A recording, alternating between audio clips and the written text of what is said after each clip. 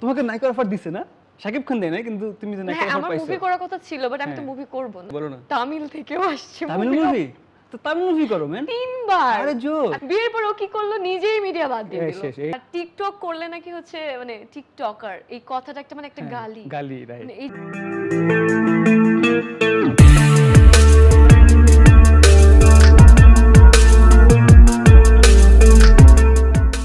চিন্তা করেছিলাম মিডিয়াতে আর কাজ করব না।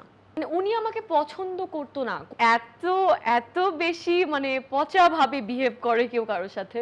কাছে আসতে চাইতো বা তুমি দিতা না, এরকম হইতে পারে। হয়তো বা ফিল্মের নামে কিছু নাই, জাদা করে বেড়াচ্ছে।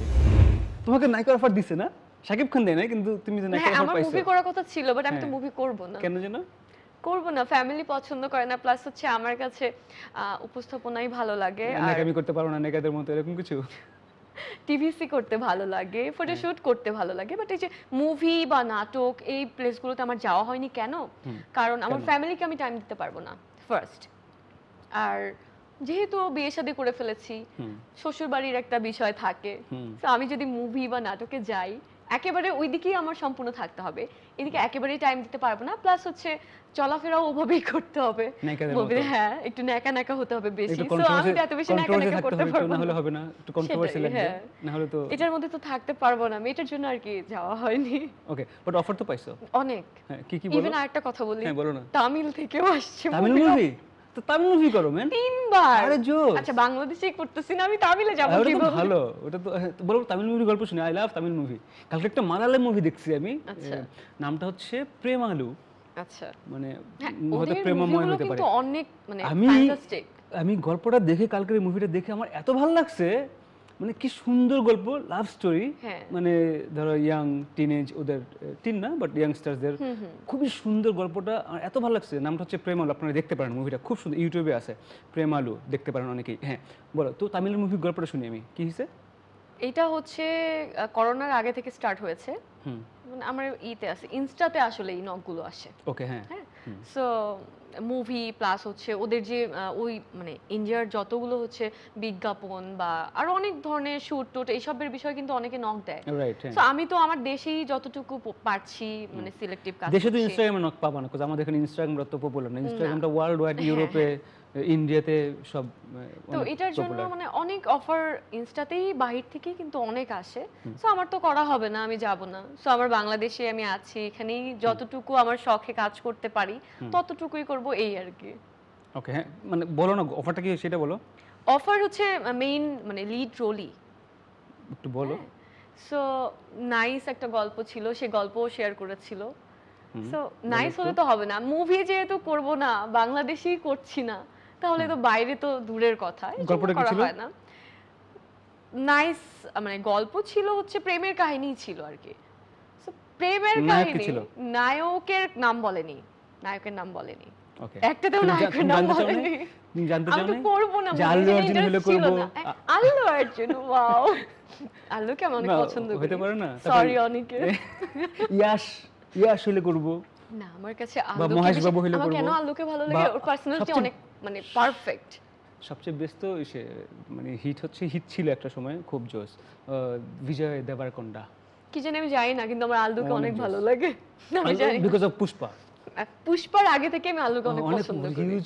হিউজ মুভি, মানে আল্লুর মানে ওর মানে ফেস, ওর ফিটনেস প্লাস হচ্ছে ওর হাইট, তারপর ওর কথাবার্তা বলার ধরন, অ্যাক্টিং আমার কাছে একদম অনেক বেশি পারফেক্ট লাগে। তার মানে তোমার ফেভারিট হচ্ছে আল্লু অর্জুন? হ্যাঁ, অন্য কেউ না? ইয়াশ না, মহেশ বাবু না, কেউ না, বা এরকম বিজয় দেবরকোন্ডা অনেক জোস। ওকে, একটু তুমি তোমার জামাইয়ের নাম একটু আগে বলছো, অনিকেত তোর জামাইয়ের নাম? হ্যাঁ অনিকেত, জাকির হোসেন অনিকেত। ও জাকির হোসেন অনিকেত। অনিকেত ভাই আমি I use to know him, আমি যখন আনন্দধারায় উনি আসতো, হি ওয়াজ আ স্ক্রিপ্ট রাইটার, রাইট? না, স্ক্রিপ্ট রাইটার ছিল। ও অনেক ভালো একজন রাইটার ছিল, যারা আগের যারা মিডিয়ার আছে তারা অবশ্যই তাকে চেনে। সো ওর কিন্তু মানে সব ও ছেড়ে দিছে, তো কাহিনী অনেক, অভিমান না, অভিমান মিডিয়া এরকম হয়ে যাচ্ছে কেন, মানুষগুলো এরকম হয়ে যাচ্ছে কেন, ধর আমি আর কাজই করব না। সো ও কাজটা আসলে বাদ দিয়ে দিছে, দেন এখন বিজনেস নিয়ে বিজি, বিজনেসই করছে।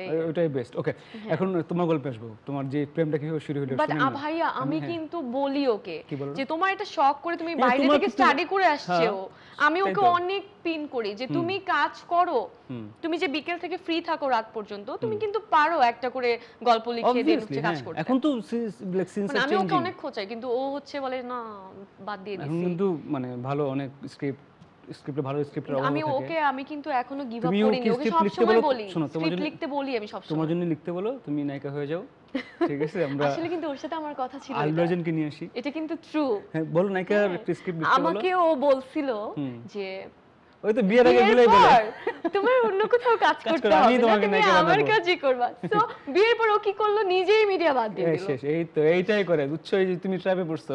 বিয়ের আগে তোমাকে পটানোর জন্য এটা বলছে যে বেবি নায়িকা তো আমি তোমাকে বানাবো, তুমি আমার কাছে আসো। নায়িকা বানানো ঠিক না, তুমি শখে কাজ করো তো ঠিক আছে, তুমি আমার কাজগুলোই করো, তোমার বাইরে কাজ করতে হবে না। ওইটাই তো, বাট এরপর সে নিজেই করে নেই। বাট 7 বছর যে কাজ করিনি, তারপরে ওই কিন্তু আমাকে মিডিয়াতে আবার বলেছে যে বোর ফিল করো, তুমি আবার কাজ শুরু করতে পারো। ওই আবার স্টার্ট করতে বলেছে, দেন আমি আবার যে উপস্থাপনা দিয়ে বাংলাভিশন থেকে আবার স্টার্ট করেছি। এই তো শুনি তোমাদের গল্পটা, প্রেমের গল্পটা শুনি। সেই ছোটবেলার প্রেমের গল্প বলো তো। ছোটবেলার আসলে প্রেমের গল্প বলতে ফোনে কথা হতো খুব কম। আর আমার ছোট বোন, আমি দিনাজপুরে থাকতাম বাবার বাসায়। আর আমি যে মিডিয়ায় কাজ করেছি মাত্র একটা বছর, একটা বিউটি কন্টেস্টের মাধ্যমে সেকেন্ড রানার আপ হয়ে এসে দেন হচ্ছে আমি 3টা বিজ্ঞাপনে কাজ করেছিলাম, 10টা নাটকে কাজ করেছিলাম, ভালো ভালো কাজ ছিল সবগুলো। যেমন সমুদ্র জল, স্বপ্নচূড়াতেই ও কিন্তু আমাকে নিয়েছে, আমাকে বিয়ে করবে এটার জন্যই। সো আমি না বুঝিনি ভাইয়া আসলে বিষয়টা। আর আব্বু আম্মু আমার সাথে সবসময় থাকতো, পাহারা দিয়ে রাখতো আমাকে। হ্যাঁ, বাট ওর সাথে যে একা কোথাও দেখা করছি বা কথা বলছি বা হাত ধরা কিছুই না।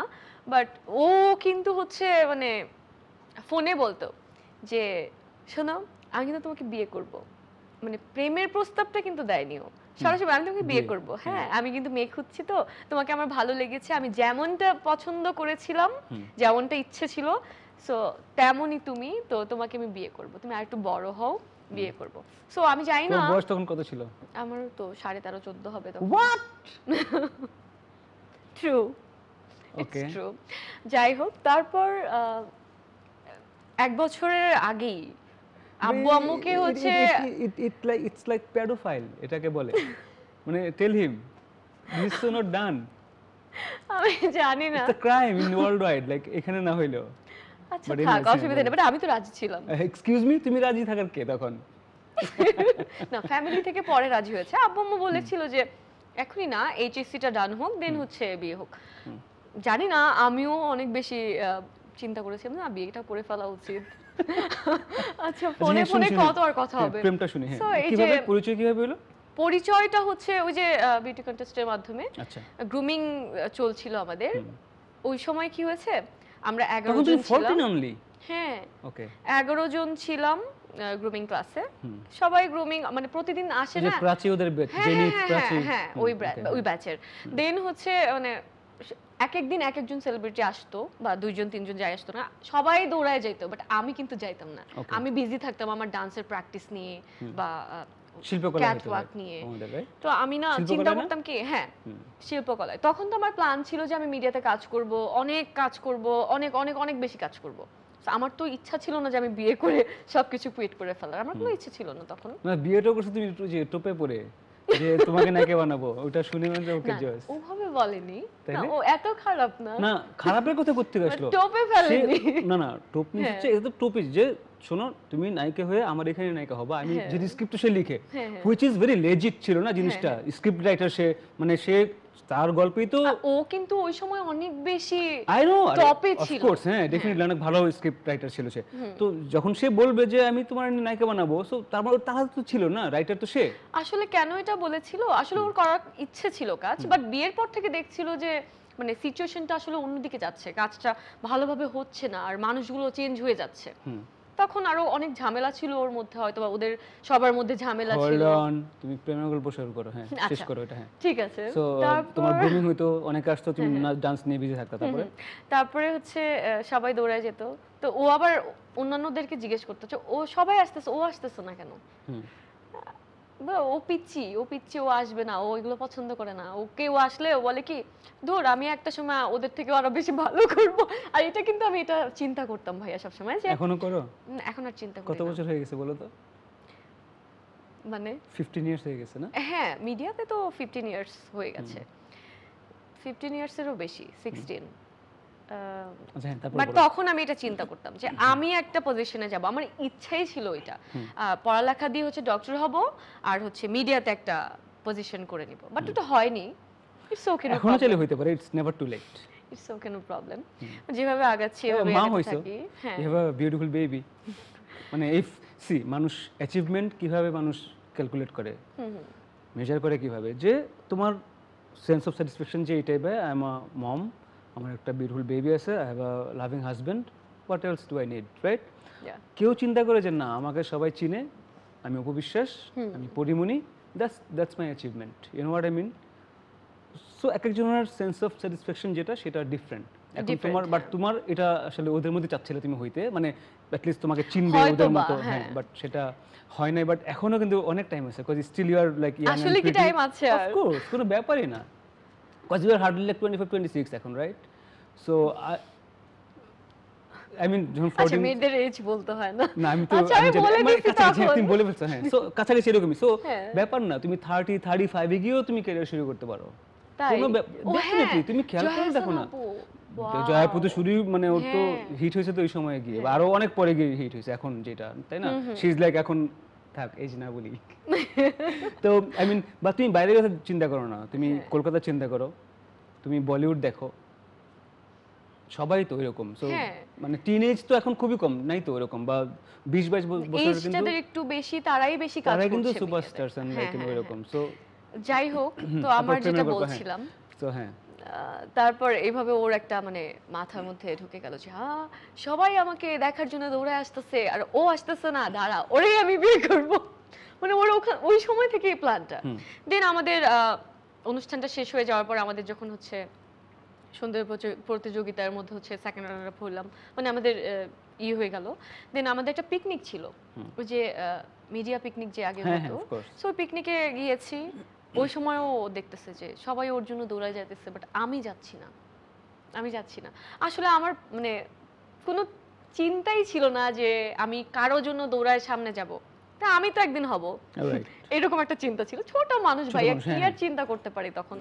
যাই হোক, তারপর ওই সময়ও হচ্ছে অনেক চেষ্টা করছে আমার সাথে কথা বলার। তারপর হচ্ছে আমরা বুফের লাইনে দাঁড়িয়েছি পিকনিকের মধ্যে। সো তখন ও কি করছে আমাকে ইমপ্রেস করার জন্য, দাও তুমি এখানে বসো, তোমার জন্য আমি খাবারটা নিয়ে এসে দিই। না ইটস ওকে, নো প্রবলেম, আচ্ছা ঠিক আছে তুমি আমার পিছনে দাঁড়াও। তোমার আম্মু ছিল? হ্যাঁ, আব্বু আম্মুও ছিল, বাট আব্বু আম্মু বসেছিল, আমি, প্রাচী, সুচি, তারপর আরো কয়েকজন ছিল, আমরা সবাই, লোপা, সবাই মিলে হচ্ছে মানে আমরা তো সবাই গিয়েছিলাম ওখানে। সো আমরা সবাই ওখানে দাঁড়িয়ে, বাট উনি কি করতেছে, উনি আমার পাশে এসেই দাঁড়াচ্ছে, মানে আমার হাবি আর কি।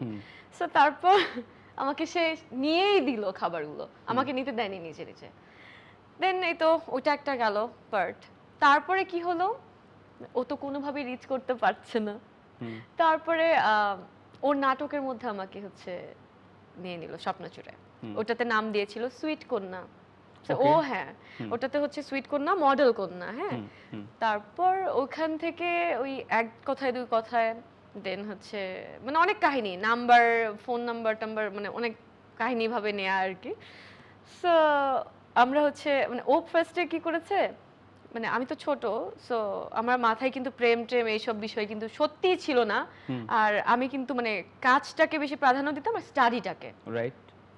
হ্যাঁ, আমার দুইটাই লক্ষ্য লাইফের, যে আমার মিডিয়াতে অনেক ভালো একটা মানে পজিশন করতে হবে, প্লাস ডক্টরও হতে হবে। তো আমি কি করেছি, ফোন নাম্বার সে কালেক্ট করলো, ফোন দেয়া শুরু করলো, ফোন দিয়ে আমাকে প্রথমে হাই হ্যালো করলো, আমি তো আপনি বলে ডাকতাম, হ্যাঁ আপনি করে ডাকতাম। দেন হচ্ছে আমাকে, আচ্ছা আপনি করে ডাকতাম। সো তো ফার্স্টে ও শুরু করলো কি আমাকে আপনি বলা যাবে না, তুমি করে ডাকতে হবে, ইভেন নাম ধরে ডাকতে হবে। তখন আমি বলছি আচ্ছা আপনি তো আমার থেকে বড় বয়সে, তাহলে আমি কেন আপনাকে তুমি বলবো? সে ফ্রেন্ড না তো তুমি বলতেই পারে ফ্রেন্ড। তারপরে ফ্রেন্ড হয়ে গেলাম আমরা। ফ্রেন্ড থাকতে আচ্ছা দেখো আমরা না মিথ্যা মিথ্যা প্রেম করি, ঠিক আছে? তোমার শিখাচ্ছে করেছে, হ্যাঁ। তারপরে আমি বলতেছি সরি অনিকেত, যেটা সত্য সেটাই বলতেছি। তারপর আমাকে বলে যে আমরা মিথ্যা মিথ্যা প্রেমের অভিনয় করি ফোনের মধ্যে, ঠিক আছে? বলছি মিথ্যা মিথ্যা প্রেমের অভিনয় কিভাবে করে? তারপরে হচ্ছে আমি আচ্ছা ঠিক আছে, হ্যাঁ আমরা বয়ফ্রেন্ড গার্লফ্রেন্ড, মানে মিথ্যা মিথ্যা, ট্রুলি না, মানে খেলতেছি আমরা। বুঝতে পারছি, হ্যাঁ। বাট এই খেলা খেলা করতে করতে কোন সময় যে আমাদের প্রেম হয়ে গেল আমি কিছুই জানি না। মানে এমন একটা পর্যায়ে চলে গেল যে ও বিয়ে করতে চাইছিল, বিয়ে করতেই হবে, এরকম একটা সিচুয়েশন। এই তো না, তারপরে একটা স্ট্রাগল তো ছিল না। তারপর এই যে আমি শুটে আসতাম, দেখা হতো, বাট কখনো মানে একলা যে বসে গল্প করব এরকম সিচুয়েশন কখনো হয়নি। বাট বাসা থেকে কি বললো যখন তোমাকে বিয়ে কথা বললো? আব্বু আম্মু তো প্রথমে জানতো না। বলো বলো, আজকে জানলো জোস। আচ্ছা, আব্বু আম্মু জানতো না, পরে আম্মু এখন আব্বু আম্মু সবকিছু জেনে ফেলবে। তারপরে ও কি করলো, ওর ফ্রেন্ডদেরকে নিয়ে তারপরে হচ্ছে আমাদের বাসায় আসলো দিনাজপুরে। এসে সরাসরি প্রস্তাব দিচ্ছে। তো ওরা তো দিলে হবে না, ফ্যামিলি থেকে দিতে হবে। আব্বু আম্মু বলছিল যে না এখন না, আমাদের মেয়ে তো অনেক ছোট, ও তো মিডিয়াতে কাজ করতে আসছে, ও করুক, স্টাডিটা করুক, এইচএসসিটা ডান করুক, দেন হচ্ছে আমরা, অসুবিধা নেই, ঠিক আছে পছন্দ করো তোমরা দুজন দুজনকে, বিয়ে দিয়ে দেবো, অসুবিধা নেই। বাট সবকিছু ঠিক ছিল, বাট জানি না তাড়াতাড়ি বিয়ে হয়ে গেছে আর কি। সেটা হচ্ছে ফ্যামিলিগতভাবে বিয়েটা হয়েছে এই আর কি। ওকে, সেটা হচ্ছে 2009। হ্যাঁ 2009 এর 31 ডিসেম্বর। এবং তুমি সেটা তখনও এসএসসি দাও নাই? না, এসএসসির আগে আগে হয়ে গেছে। হ্যাঁ 9 এ। সো একটা তোমার ড্রিম ছিল যে তুমি তোমাকে চিনবে, তুমি কাজ টাজ করবা, দেন তখন কি হলো এরপরে বিয়ের পরে?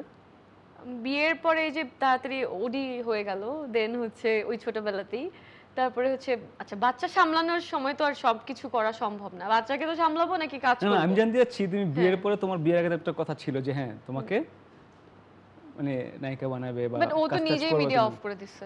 আমি সেদিকে যাচ্ছি না, আমি জানতে চাচ্ছি ধরো তুমি তখন কি বলছো তাকে যে ওকে নাও হোয়াট? আমি বলেছিলাম তোমার কি এইটাই প্ল্যান ছিল তোমার জীবনে নায়িকা বানাবো আমাকে, এটাই নাকি? না না, আমি জাস্ট ওকে বলছি আচ্ছা তুমি কেন বাদ দিয়ে দিলা মিডিয়া, তুমি কেন মিডিয়া বাদ দিয়ে দিছো, তুমি তো ভালোই ছিলা মিডিয়াতে, কেন অফ করলা, তুমি আবার শুরু করো, বাদ দিও না। আমি অনেক না করেছিলাম, বাট ও মানে অনেক বেশি বিরক্ত হয়ে মিডিয়াটা অফ করেছে। তারপরে যখন দেখতেছে যে না আমি ঘ্যান ঘ্যান ঘ্যান ঘ্যান করে কাজ করো কাজ করো কাজ করো, তোমার এত কাজ করতে ইচ্ছা করে, আমাকে বলতেছো ঠিক আছে তুমি 7 বছর পর, ও আমাকে বলছে তুমি করো যাও। ওকে, তো ওকে নিয়ে করো, মানে আমার মেয়েকে নিয়ে করতে বলছে। আর সত্যি মানে সিরিয়াসলি বলছে, এটা রাগ করে বলেনি, ও বলছে জন্য কাজ করতে পারছি। আর ও অনেক সাপোর্টিভ, বাট নাটক মুভি এগুলো পছন্দ করে না, আর ওর ফ্যামিলিও পছন্দ করে না, আমার আব্বু আম্মু অত বেশি পছন্দ করে না। সো সবার কথা চিন্তা করে দেন আমিও চিন্তা করেছি, ঠিক আছে সবাই যখন এটা চিন্তা করতেছে, আমি যেভাবে কাজ করছি এভাবেই করি, দেখি কত দূরে এগোনো যায়। Are you like happy like the life you choose? হ্যাঁ হ্যাপি, কারণ যেই সময়টা তুমি ভাবছিলা তোমাকে নিয়ে, যে ড্রিমটা তোমার ছিল যেই সময়ে, সেটা তুমি ধরো you couldn't like fulfill that, but are you like happy with yourself the way life taking you? এইজন্য হ্যাপি আর কি। Okay, that is really important. Happy আছি, আর ও অনেক সাপোর্টিভ প্লাস অনেক ফ্রেন্ডলি।